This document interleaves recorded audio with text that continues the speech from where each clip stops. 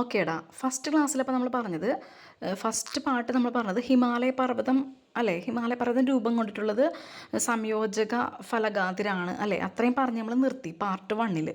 നമുക്ക് പാർട്ട് 2 നോക്കാം കേട്ടോ. അപ്പോൾ നമ്മൾ ഫലകങ്ങൾ തമ്മിലുള്ള അടുക്കുന്നതാണ് എന്ത്, സംയോജക സീമ. ആ സംയോജക സീമയാണ് ഹിമാലയ പർവ്വതം രൂപം കൊണ്ടിട്ടുള്ളത്. അവിടെ വരെയാണ് പറഞ്ഞ് നിർത്തിയത്.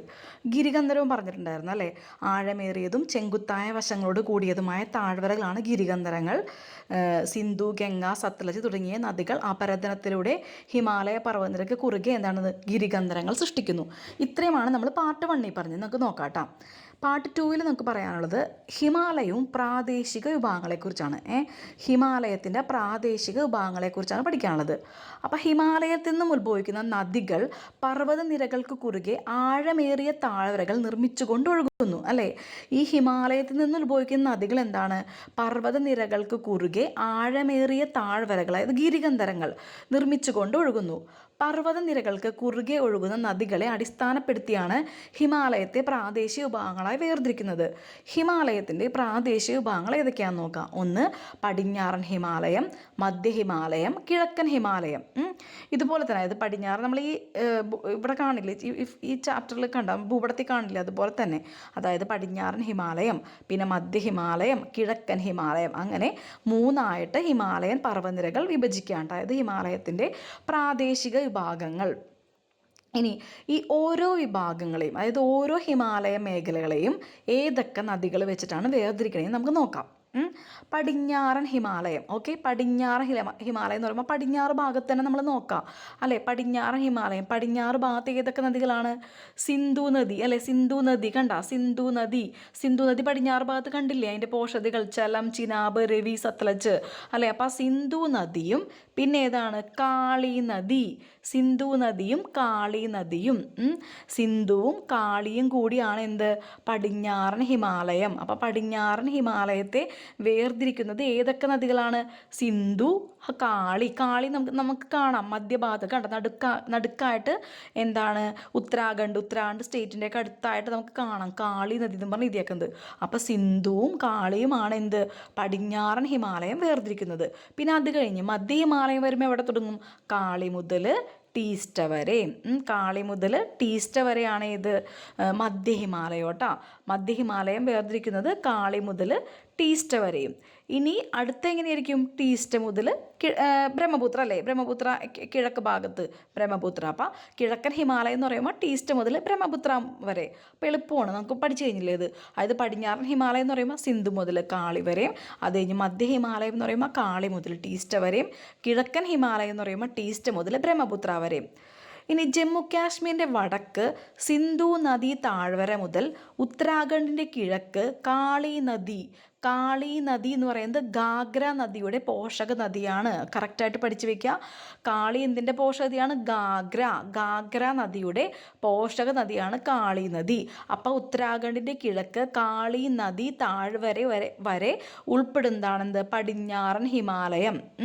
ഈ പടിഞ്ഞാറൻ ഹിമാലയത്തെ കാശ്മീർ ഹിമാലയം, ഹിമാചൽ ഹിമാലയം, ഉത്തരാഖണ്ഡ് ഹിമാലയം എന്നിങ്ങനെ 3 മേഖലകളായി തരംതിരിക്കാം. അപ്പോൾ ഏതാണ് ഈ പടിഞ്ഞാറൻ ഹിമാലയത്തെ നമ്മൾ പറഞ്ഞത്, പടിഞ്ഞാറ് ഹിമാലയം നമ്മൾ പറഞ്ഞ ഇടം വരെയാണ് ജമ്മു കാശ്മീരിൻ്റെ വടക്ക് സിന്ധു നദി താഴ്വര മുതൽ ഉത്തരാഖണ്ഡിൻ്റെ കിഴക്ക് കാളി നദി താഴ്വര വരെ. ഇതിനെ നമ്മൾ കാശ്മീർ ഹിമാലയം, ഹിമാചൽ ഹിമാലയം, ഉത്തരാഖണ്ഡ് ഹിമാലയം അങ്ങനെ 3ആയിട്ട് തരംതിരിക്കുകയാണ്. ഇനി അതിൽ കാശ്മീർ ഹിമാലയം നമുക്ക് ഏതൊക്കെയാണെന്ന് നോക്കാം. അതായത് ജമ്മു കാശ്മീരിൽ ലഡാക്ക് പ്രദേശത്ത് ഏകദേശം 3.5 ലക്ഷം ചതുരശ്ര കിലോമീറ്റർ വിസ്തൃതിയിൽ വ്യാപിച്ചു കിടക്കുന്ന കാശ്മീർ ഹിമാലയത്തിന് ഏകദേശം 7000 കിലോമീറ്റർ നീളവും 500 കിലോമീറ്റർ വീതിയുമുണ്ട് കേട്ടോ. എങ്ങനെയാണ്, 700 കിലോമീറ്റർ നീളവും 500 കിലോമീറ്റർ വീതിയുമുണ്ട്. കാശ്മീർ ഹിമാലയത്തിൻ്റെ കാര്യമായിട്ടാണ് നമ്മൾ പറയുന്നത്. അപ്പോൾ കാശ്മീർ ഹിമാലയം എന്ന് പറയുമ്പോൾ തന്നെ നമുക്കറിയാം ജമ്മു കാശ്മീർ ലഡാക്ക് പ്രദേശത്താണ് അല്ലേ. എവിടെയാണ്, 700 കിലോമീറ്റർ നീളമുണ്ട്, 500 കിലോമീറ്റർ വീതിയുണ്ട്. ഇനി ഇവിടെ എങ്ങനെയാണ്, മഞ്ഞു മൂടിയ കൊടുമുടികളും താഴ്വരകളും മലനിരകളും നിറഞ്ഞ കാശ്മീർ ഹിമാലയത്തിൻ്റെ പ്രധാന പർവ്വതനിരയാണ് ഏത്, കാരക്കോറം, സസ്കർ, ലഡാക്ക്. നമ്മൾ നേരത്തെ കലാസ പഠിച്ചു അല്ലേ, അത് തന്നെ കാരക്കോറം. ട്രാൻസ് ഹിമാലയത്തിൽ നമ്മൾ പഠിച്ചു കലാസ അല്ലേ, കാരക്കോറം, ലഡാക്ക്, സസ്കർ. അപ്പോൾ അത് തന്നെയാണ് എന്ത്, കാശ്മീർ ഹിമാലയത്തിൽ വന്നത്. ഇനി പീർപ്പാഞ്ചലും കൂടി ഉണ്ട്, അവിടെ പീർപ്പാഞ്ചലും കൂടി ഉണ്ട് ഈ കാശ്മീർ ഹിമാലയത്തിൽ.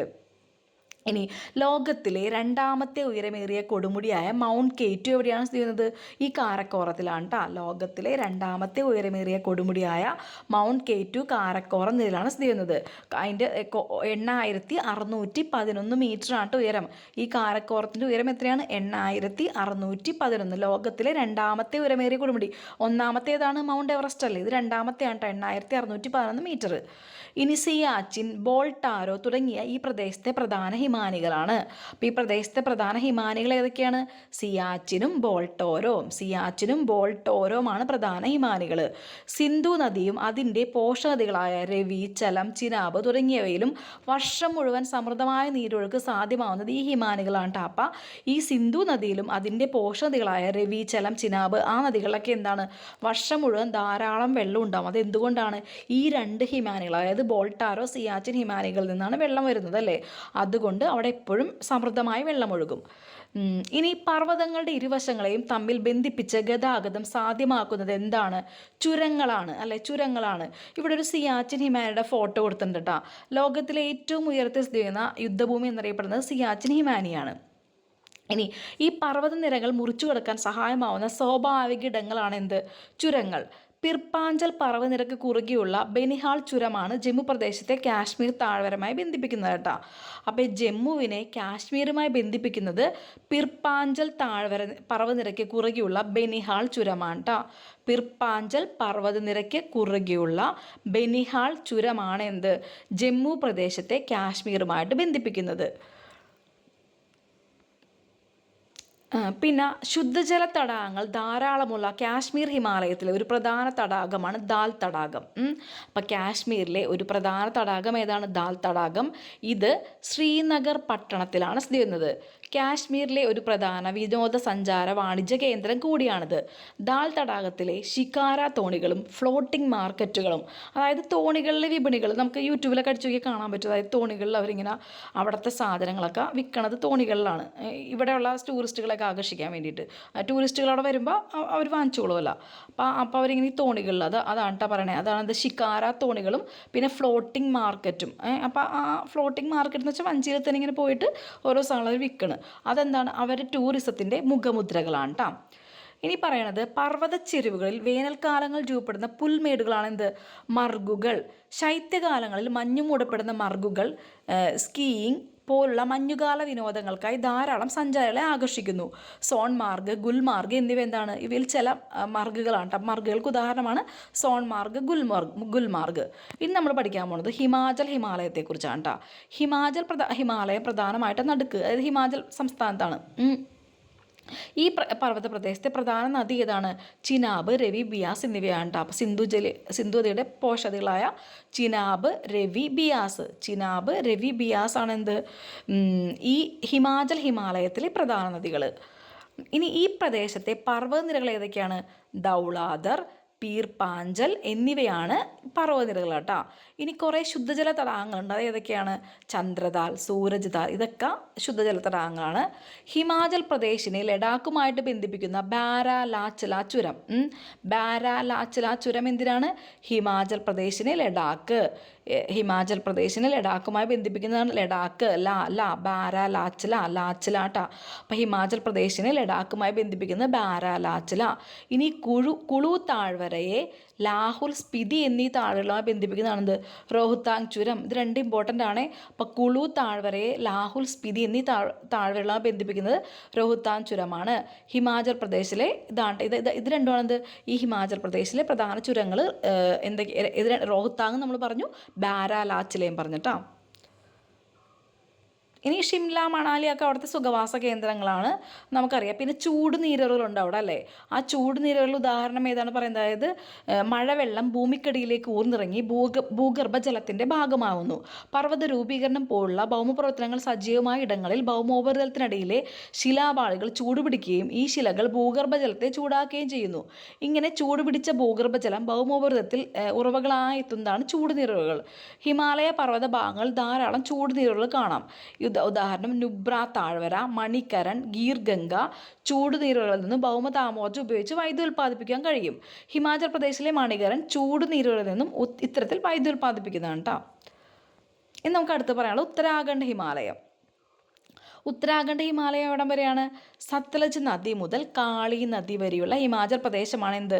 ഉത്തരാഖണ്ഡ് ഹിമാലയം കേട്ടോ. അപ്പോൾ ഉത്തരാഖണ്ഡ് ഹിമാലയം എന്ന് പറയുന്നത് സത്ലജ് നദി മുതൽ കാളി നദി വരെയും ഉത്തരാഖണ്ഡ് ഹിമാലയം.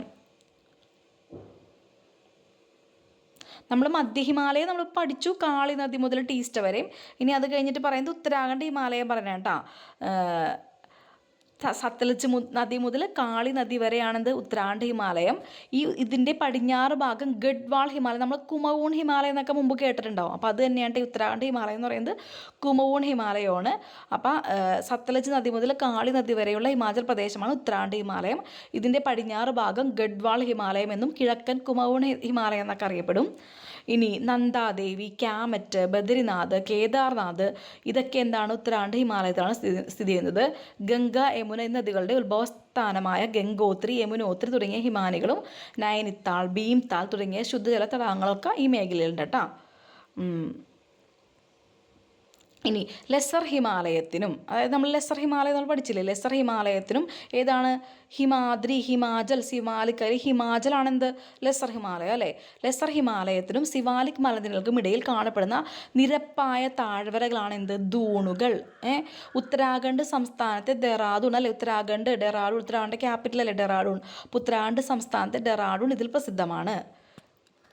ഇവിടങ്ങളിൽ ഉയർന്ന പർവ്വതച്ചെരുവുകൾ കാണപ്പെടുന്ന വേനൽക്കാല പുൽമേടുകളാണ് എന്ത്? ബുഗ്ഗാൽ കേട്ടോ. വേനൽക്കാല പുൽമേടാണ് എവിടെ കാണപ്പെടുന്നത്? ഈ ഉത്തരാഖണ്ഡ് സംസ്ഥാനത്ത് കാണപ്പെടുന്ന വേനൽക്കാല പുൽമേടാണ് എന്ത്? ബുഗ്ഗാൽ. ശൈത്യകാലത്ത് മഞ്ഞിനടിയിലാകുന്ന ബുഗ്ഗാലുകൾ പലയിടങ്ങളിലും വിനോദസഞ്ചാരത്തിനായി പ്രയോജനപ്പെടുത്തുന്നു. ദയാര ബുഗ്ഗാൽ, ഗോർസോൺ ബുഗ്ഗാലൊക്കെ ഇതിന് എക്സാമ്പിൾസ് ആണ് കേട്ടോ. ഇനി ബുഗ്ഗാലും ആട്ടിടയന്മാരും. ഹിമാലയത്തിൽ ഏകദേശം 3000 മുതൽ 4500 മീറ്റർ ഉയരത്തിനിടയിൽ കാണപ്പെടുന്ന പുൽമേടുകൾ ഗഡ്വാൾ മേഖലയിൽ ബുഗ്ഗാൽ എന്നറിയപ്പെടുന്നു. ശൈത്യകാലങ്ങളിൽ മഞ്ഞുമൂടുന്ന ബുഗ്ഗാലുകൾ മഞ്ഞുരുകുന്നതോടെ പച്ചപുതച്ച് പുൽമേടുകളായി മാറുന്നു. ഈ അവസരങ്ങളിൽ താഴ്വരകളിൽ നിന്നും ആട്ടിടയന്മാർ വളർത്തുമൃഗങ്ങളുമായി ബുഗ്ഗാലുകളിൽ എത്തുന്നു. താഴ്വരകൾ വരണ്ടുണങ്ങുന്ന വേനൽക്കാലത്ത് സമൃദ്ധമായ പച്ചപ്പുള്ള ബുഗ്ഗാലുകൾ ഇവർ താൽക്കാലിക പാർപ്പിടങ്ങൾ ഒരുക്കി വളർത്തുമൃഗങ്ങളോടൊപ്പം വസിക്കുന്നു. മഞ്ഞുകാല ആരംഭത്തോടെ മലയിറങ്ങി അടുത്ത സീസൺ വരെ താഴ്വരകളിൽ വസിക്കുന്നു. എന്താണ്? മഞ്ഞുകാലങ്ങളിൽ അവർ താഴ്വരകളിലേക്ക് പോകും, അതാണ്. വേനൽക്കാലങ്ങളിൽ അവർ തിരിച്ച് മുകളിലേക്ക് വരും ഈ കാലികളെയൊക്കെ മേയ്ക്കാൻ വേണ്ടിയിട്ട്. അപ്പം അങ്ങനെ അവർ അങ്ങോട്ടും ഇങ്ങോട്ടും ചേഞ്ച് ചെയ്യും കാലാവസ്ഥ അനുസരിച്ച്.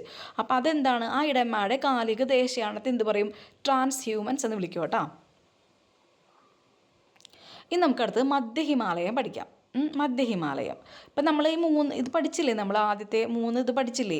അതായത് ഇപ്പം കണ്ട പടിഞ്ഞാറൻ ഹിമാലയം, മധ്യ ഹിമാലയം, കിഴക്കൻ ഹിമാലയം. ഇത്ര നേരം നമ്മൾ പറഞ്ഞത് പടിഞ്ഞാറൻ ഹിമാലയത്തിലെ കാര്യങ്ങളാണ് നമ്മൾ പറഞ്ഞത്. ഇന്ന് നമ്മൾ പറയാൻ പോണത് മധ്യ ഹിമാലയം കേട്ടോ.